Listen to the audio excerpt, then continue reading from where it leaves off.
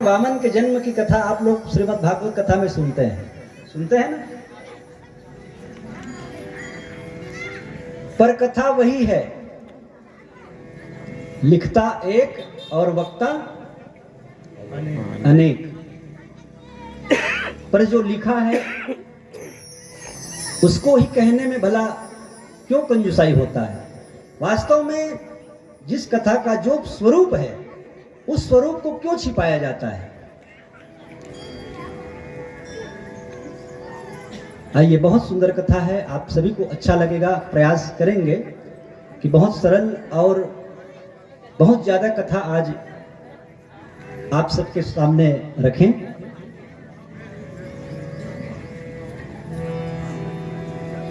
एक बार महर्षि कश्यप जी अदिति माता के आश्रम में पधारे। अब ये महर्षि कश्यप, इनको ही मनुष्य जाति का श्रेष्ठ बताया गया है। सबसे आदि यही है, कश्यप जी से ही संपूर्ण जो है संसार की उत्पत्ति हुई है, ऐसा वर्णन किया गया है। तो कश्यप जी महाराज की जो पत्नी थी उसका नाम अदिति माता। ये महर्षि एक दिन अदिति के आश्रम में गए और उन्होंने देखा कि अदिति माता उदास थी और जिनके जीवन में दुख होता है, संकट होता है, कष्ट होता है तो चेहरा से झलक जाता है। अब महर्षि कश्यप जी आदि पुरुष थे, उन्होंने अदिति माता से पूछा, कहे देवी आप निराश क्यों हो, उदास क्यों हैं आप, उदासी का कारण क्या है। अदिति माता कहती है, हे स्वामी, जिस मां के संतान संकट में हो, जिस मां का संतान दुख में हो, जिस मां के संतान को अत्याचारी दैत्य मार मार के परेशान करता हो, वह मां भला कैसे सुखी हो सकती है। बोले, हे स्वामी, मेरे संतान जो देवता के रूप में है ये सब दुखी है। बोले, क्यों माता। तो बोले, ये असुर दैत्य जो है ये इनको तंग करते हैं, परेशान करते हैं, और हमारे जो संतान है, देवता है, ये बलहीन हो चुके हैं और मैं अपने पुत्रों को कैसे शक्तिशाली बनाऊं, यही सोचकर चिंतित हूं। तब महर्षि कश्यप जी कहते हैं कि हे देवी, अगर आपको अपने संतानों को प्रसन्न देखना चाहती हो तो एक व्रत है, अगर उस व्रत को आप करेंगे तो आपके संतान महाशक्तिशाली बन जाएंगे। अदिति माता कहती है, हे स्वामी, मेरे संतान सुखी हो जाए, बलशाली हो जाए, इसके लिए मुझे दुनिया का कोई भी व्रत करना पड़े तो मैं उस व्रत को करने के लिए तैयार हूं। आप उस व्रत का नाम बताएं और उस व्रत का नियम संयम बताएं। तब महर्षि कश्यप जी कहते हैं कि देवी, उस महाव्रत का नाम है पयोव्रत। क्या व्रत है? पयोव्रत। यह पयोव्रत है और यह व्रत केवल 12 दिन का है। 12 दिन का व्रत है और इस व्रत में केवल गौगव्य का ही पान किया जाता है। भूख लगे तो दही खाओ, प्यास लगे तो दूध पियो, छाछ पियो, घी खाओ, मक्खन खाओ। सिर्फ 12 दिन तक आपको गौ माता का गव्य है, फल फूल अनाज कुछ भी नहीं लेना है। नियम संयम पूछे माता अदिति ने, तो कहे हे देवी, आप इस व्रत को रखेंगे तो केवल आप एक ही कार्य करना, वह है गौ माता की सेवा। 12 दिन तक आपको गौ माता की संरक्षण में रहना है, उनके सानिध्य में रहना है, और जितना हो सके अपना पूरा समय गौ माता की सेवा में आप लगा दें। अदिति माता ने इस व्रत को करने का संकल्प लिया, क्योंकि संकल्प मन से होता है। संकल्प किसी को दिखाने के लिए नहीं होता कि हमने संकल्प कर दिया और पता चला कि 2, 4, 5 दिन बाद वो संकल्प भूल गए। संकल्प वह होता है जो मनुष्य को मनुष्य बना देता है, जो इंसान को इंसान बना देता है। अगर इंसान से नफरत करोगे तो भगवान भी हमको प्राप्त होने वाला नहीं है। इसलिए इंसान से प्रेम करना सीखे, और यह गुण केवल मनुष्य में होना चाहिए। तो मन से संकल्प लिया है माता अदिति ने, और संकल्प लेकर के उन्होंने कहा कि हे स्वामी,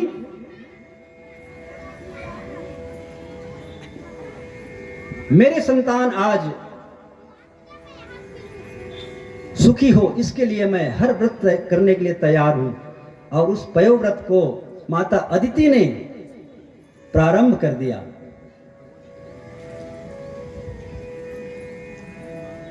सुंदर गौ माता के गव्य को पान करती अदिति माता, और उनका जो समय था उस समय में गौ माता की सेवा करती।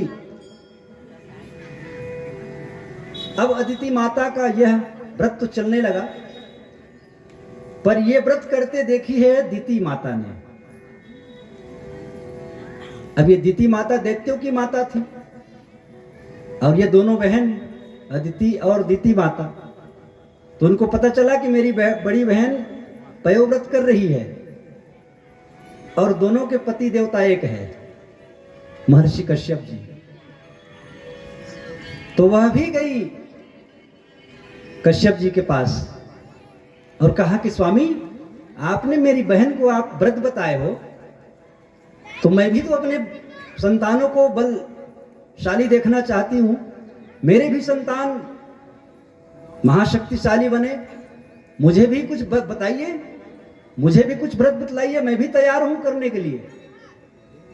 देखिए, कश्यप जी का तो मन नहीं था कि इनको मैं बताऊं, क्योंकि इनके पुत्र तो असुर है, दैत्य है। इनके पुत्र कहीं शक्तिशाली बन जाएगा तो पूरा अत्याचार, पापाचार बढ़ जाएगा। तो उसने कहा, देवी ये व्रत तुम नहीं कर पाओगी। बोले क्यों? अरे इतना नियम है इसमें, जो अदिति कर रही है, इतना नियम संयम है, ये व्रत को तुम नहीं कर पाओगी। अदिति माता को कोई नियम संयम नहीं बताया थे ना, कहा था केवल गौ सेवा करना। अब वो दिति माता को थोड़ी कहे कि तुम गौ सेवा करो, क्योंकि वो भैंस की सेवा करने वाली है। बोले इतना नियम संयम है दिति, तुम नहीं कर पाओगी। और अनेक नियम संयम बता दिए।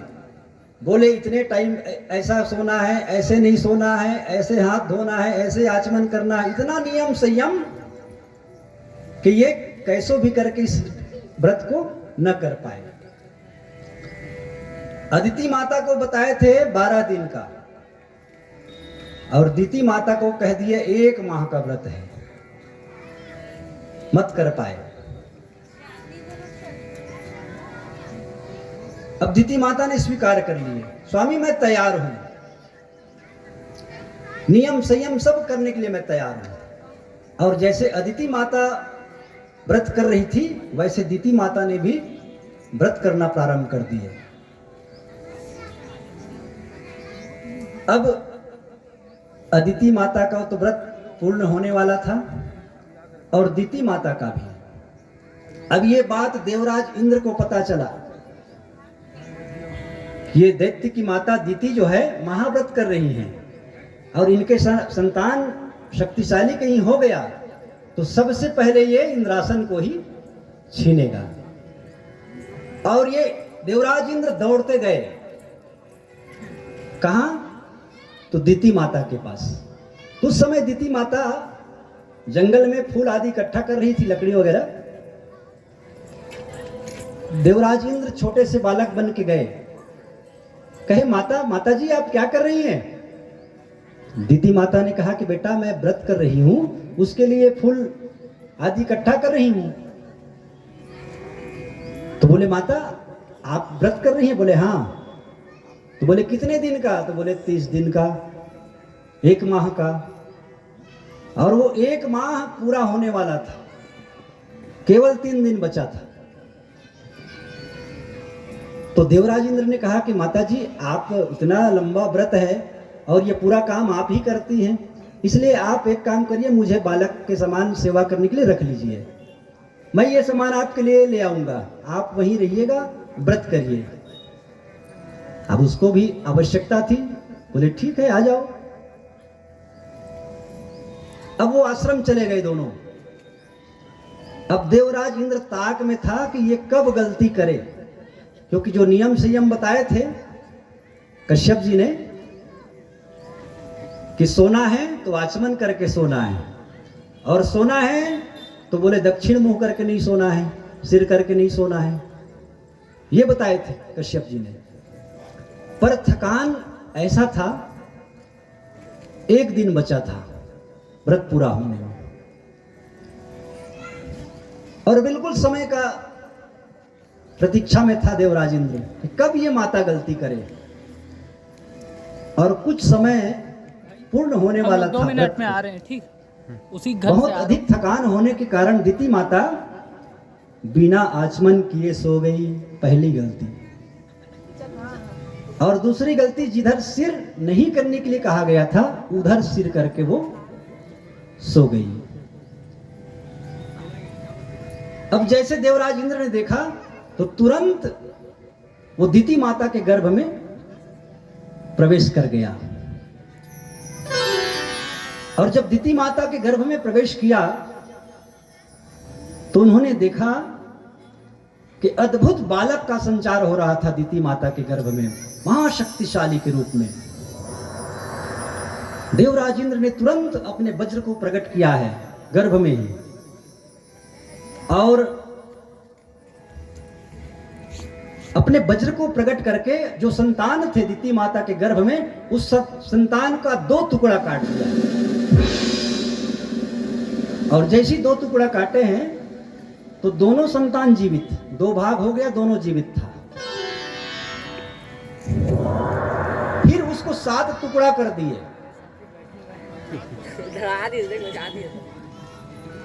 फिर भी वो संतान जीवित, 7 के 7।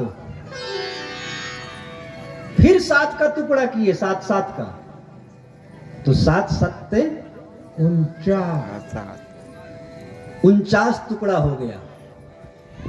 और यही 49 टुकड़ा जो है मरुत गण बन गए। बोलिए मरुत महाराज की जय। ये मरुत गण बन गए दीति माता के गर्भ में। और ये मरुत गण क्योंकि माता के पयोव्रत के प्रभाव से जन्म ले रहे थे, और व्रत पूर्ण नहीं हुआ, और जब पूर्ण होता तो वे देवताओं को कष्ट देने वाला होता, और व्रत पूर्ण नहीं हुआ, इसलिए ये जो मरुत गण है देवताओं के सहयोग करने वाले बन गए। 49 मरुत गण और 50वां देवराज इंद्र, 50 संतान दीति माता के गर्भ से प्रकट हो गए। बोलिए देवराज इंद्र की जय। अब ये 50 इनके हो गए, और यही मरुत गण जब हनुमंत लाल जी महाराज लंका जाते हैं, आज मंगलवार का भी दिन है, तो आइए हनुमंत लाल जी महाराज को प्रणाम कर लें।